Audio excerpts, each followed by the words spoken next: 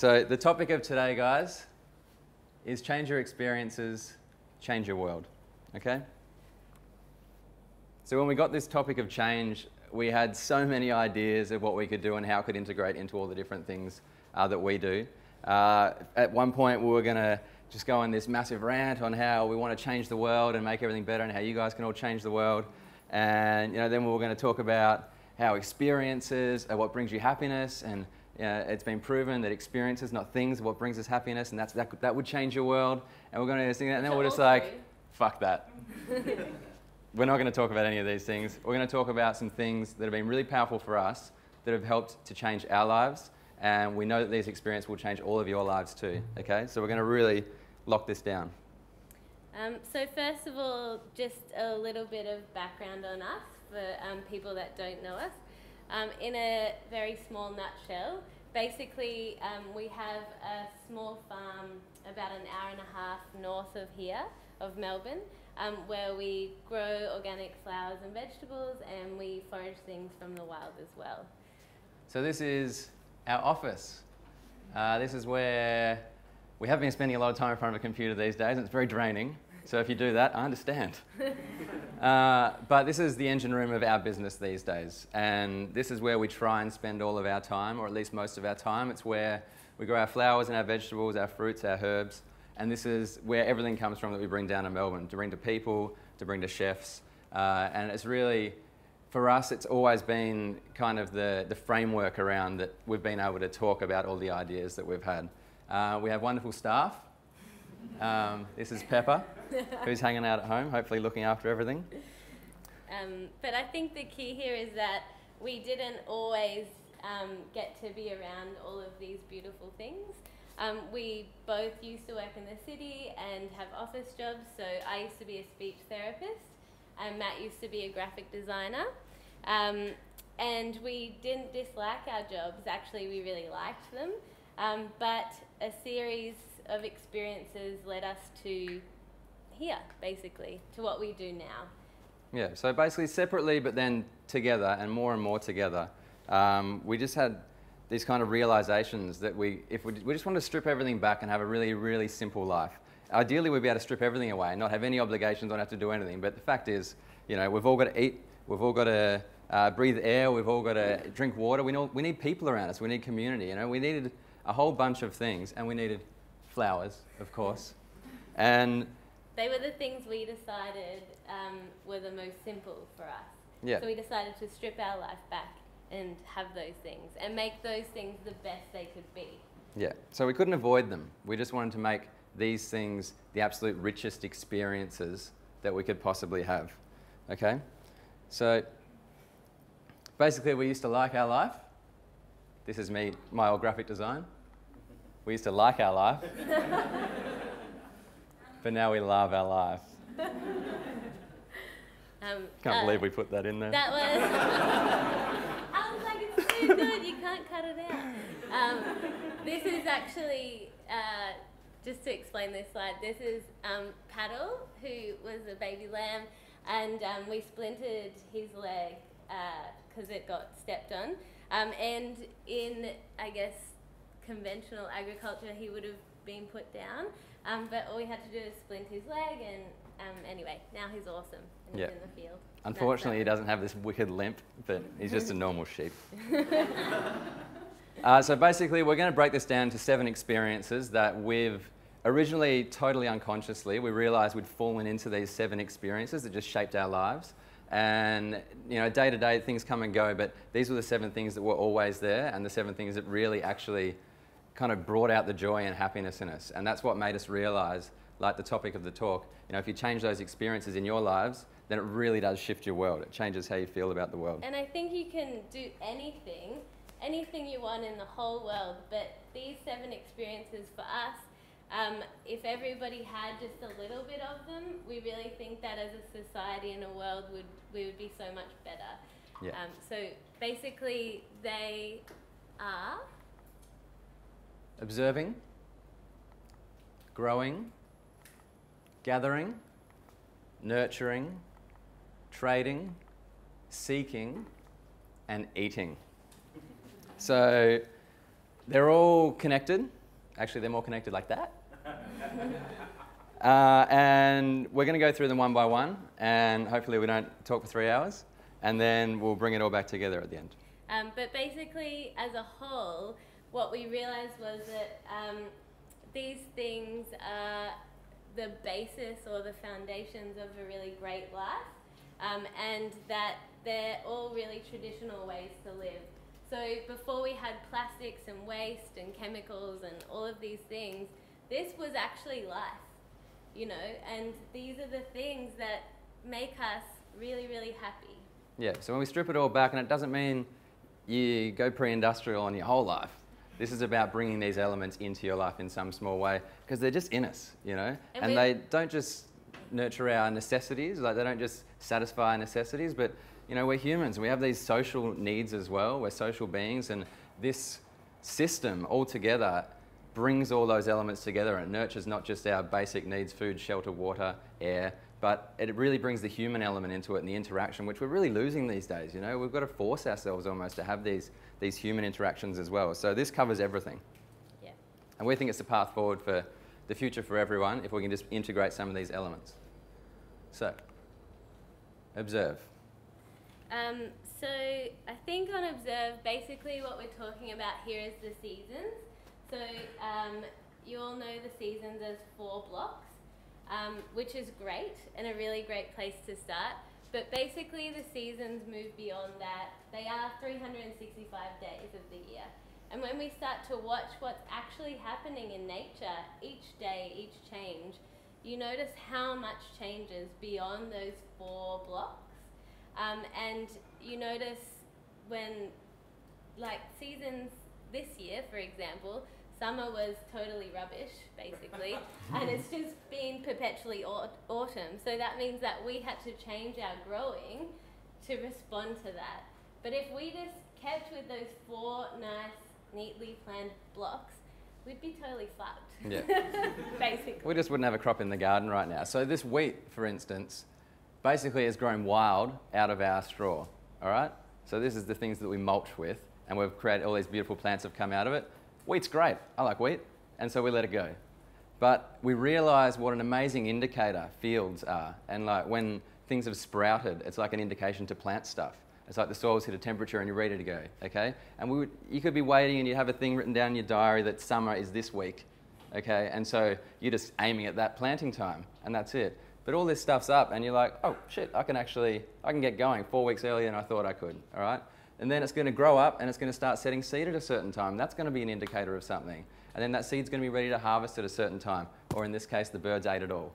And so the key is that when you observe things, you realise it's kind of like breaking out of all these lines that we've put around ourselves, you know? It's about kind of getting back to nature a little bit, because we can't get away from nature, you know? It's very easy to feel like we're away from nature in these buildings, surrounded by buildings in the city, but there's still air, you know? We're still breathing, we're still drinking water, as treated as it is. And there's birds in the sky and there's nature all around us. And I think we kind of risk, especially in the city, losing that feeling that we're part of this bigger cycle of things. But just because you're in the city doesn't mean you can't observe and get back in touch with that side of things. It'll change the way you eat. You'll really get to know what's in season. You know, go get a seasonal chart for what's like key for Melbourne right now. Or if you come from Bangkok, find out what's exactly in season at all the times in Bangkok. It's about really getting to know actually the season. Don't just say, yeah, I eat seasonally. Go and find out what that means and feel how it changes each year, because it just plugs you into that bigger picture, you know? It's incredibly nourishing on a deeper level. Yeah. And then we've got grow. So for us, this is obviously really important because we grow all of our own food, but basically, get in the garden, grow one thing. I don't really care what it is, but it'll change your whole world. I think we really believe that we're meant to be in the soil in some way. There's studies now that talk about how soil is an antidepressant. It's good for your immune system, all of those things. We're built to be around soil. This is what our bodies know. And like Matt talked about with observing the seasons, if they all fit together, we're built to be in nature in whatever way you can. Yeah, and it sounds crazy, but until you've grown a potato, until you've dug up like a the first Dutch cream of the year, and you're just like, this is a potato. And you've never, it's been like 3 months before you've even eaten a potato because they all sprouted 3 months ago, sadly. And it's just so, I mean, how often do we go and get a packet of chips or whatever, or go and eat a bit of hot chip? You don't even think about what you're doing. Like, to have these experiences and to like have the growing side of things, it's like how observing plugs you into nature. Like, growing just plugs you into the actual origins of that plant, you know? So grow anything. If you've got a balcony, just put some herbs in, and you're gonna be so stoked when you put that basil on your fresh dish. You're gonna be all Jamie Oliver and take it to the table. It's just grow something, grow anything. Steal your neighbour's food. No, don't talk to them and take it. Or just like access some land somewhere and set up a bloody allotment. It doesn't matter. Just like plug yourself into growing. It's a beautiful thing to do. And then on that is gather. So this is very seasonal.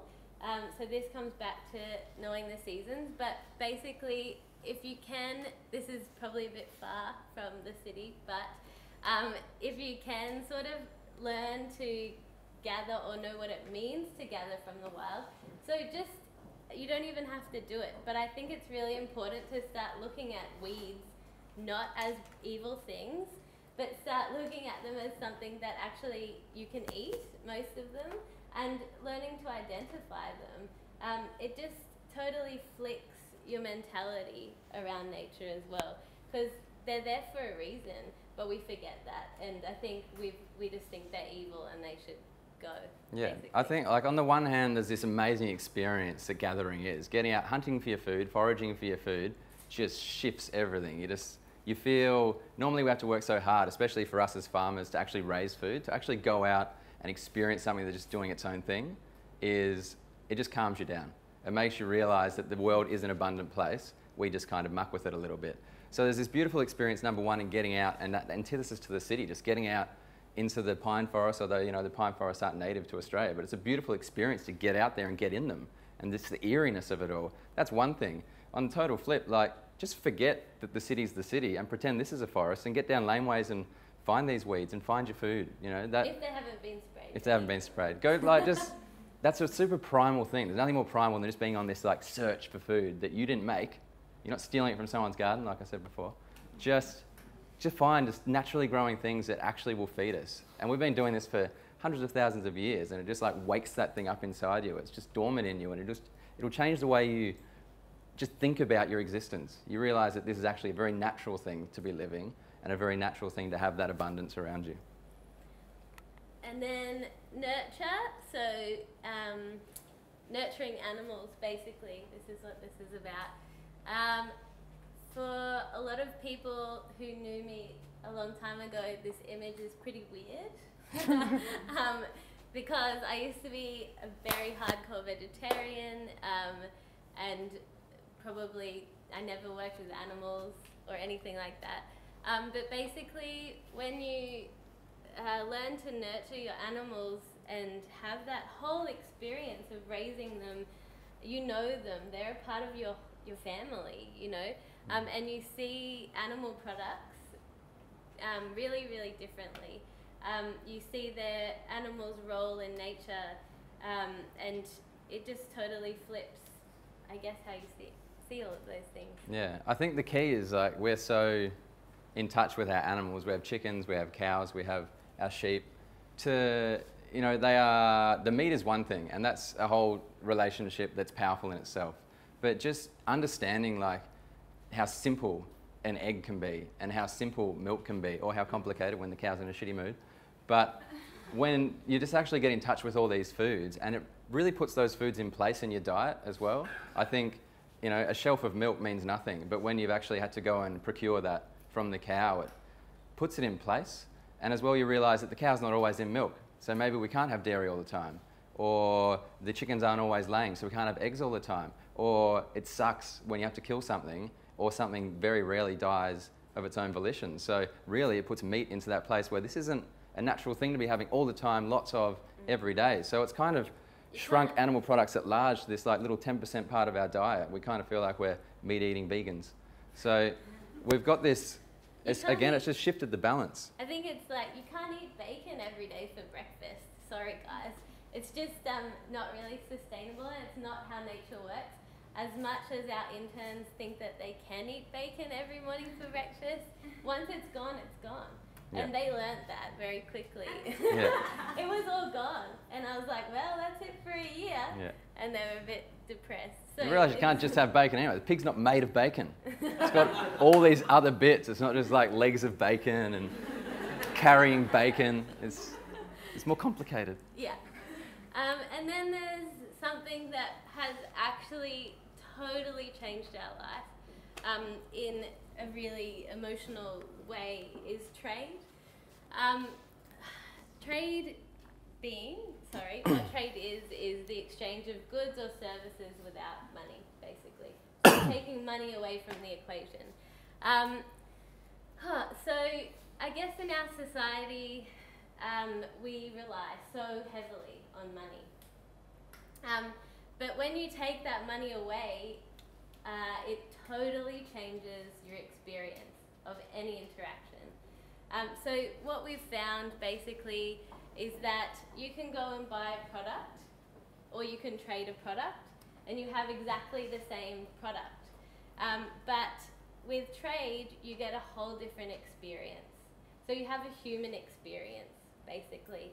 And that can give you so much more that money can't buy.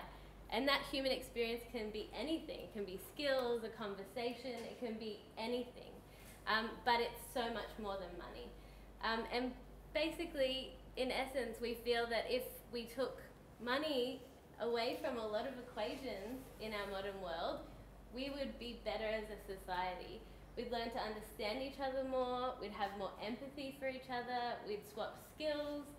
Our lives feel more abundant when we trade because everyone has something abundant to share. That's just how life is. Yeah, and it's not saying, I mean, we spend money, we use money. Unless someone from Telstra's here and we can start trading for our bills, there's just elements in modern life that you can't get rid of, and just think of them as modern life. There's so much in this kind of pre-industrial system, this whole system that we're talking about, that really doesn't require money. Like, it's a totally modern construct that we're stuck in, and it can be really powerful, but it can defeat the humanity in all your relationships as well. Like, when I can jump online and order something from the other side of the world, and a robot receives the order, packs it, and sends it on a thing, and the only man that's involved, or human that's involved in this, is the postman dropping it to my door, because we don't have robots in Ngambie. So to not have any human interaction, you can go into a shop these days and barely even look at the shopkeeper, and you actually had a human interaction, but you didn't.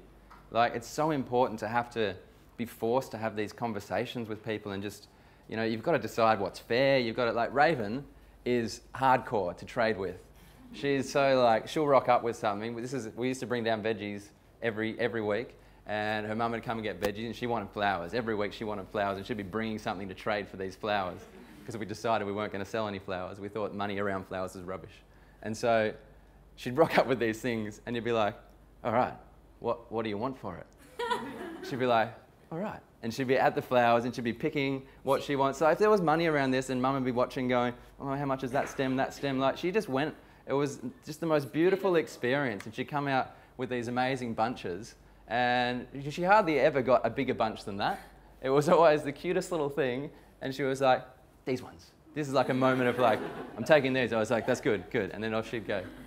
And it's just this beautiful experience when you get rid of that, you know, weird construct we've created. And it didn't actually matter what she traded at all. You know, she brought so much joy to our days. That was enough, yeah. Truly. Let's be honest, face like that, you could steal all the flowers, you wouldn't even care. And then we have Seek. So just really quickly, this is just about food we don't produce. So we've talked about how we produce a lot of food, but it's just factoring in that some foods that we eat come from far away. So things like coffee are a really good example. They're such a big part of most people's lives, especially in Melbourne. And it's just factoring in that actually those things come from somewhere. We get them in these nice packages, and that's lovely, but actually they are grown in soil, and they are grown by a farmer somewhere. So it's just remembering that and bringing that back into the equation. So sugar for us is something that we can't grow because of our climate. Yes, it comes from Australia, but it's still from far away. It's from North Queensland, which is like another country. I'm from there.